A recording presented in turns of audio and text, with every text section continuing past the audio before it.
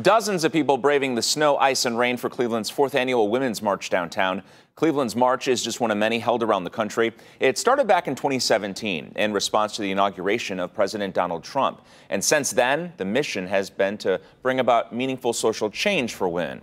Some of the focus issues this year are racism against women, climate change, and reproductive rights. Organizers say they're concerned about laws restricting abortion being passed across the country, including the heartbeat bill right here in Ohio. And they believe that this year is more important than ever because of the upcoming election. We know that women are coming out in droves.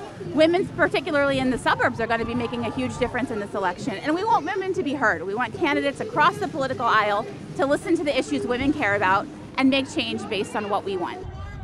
Marches were also held today in Akron and Canton. Also at today's Women's March, Cleveland City Councilman Matt Zone announced plans to introduce new legislation that would protect victims of domestic violence and sexual abuse in the workplace. News 5's Jade Jarvis has more. That new legislation is a safe leave policy. Councilman Matt Zone says he chose to announce those plans at the Women's March because the vast majority of people who would benefit from such a policy are women. Zone says he's been working on the policy for the last 5 months. It would protect the jobs of workers who are victims of domestic violence and sexual abuse. He says that as those victims navigate the criminal justice system, they oftentimes have to take off time from work. If their employer does not offer sick time or paid time off, those victims run the risk of being fired. This new legislation would allow those victims to take leave without penalty.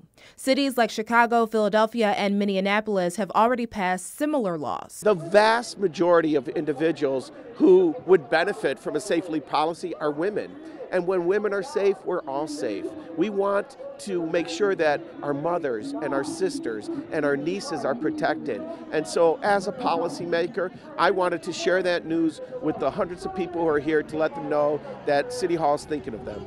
Zone says he and his community partners, including the Cleveland Rape Crisis Center, are still doing research on the policy, but they hope to introduce that legislation in the next 60 days. In the newsroom, Jade Jarvis, News 5.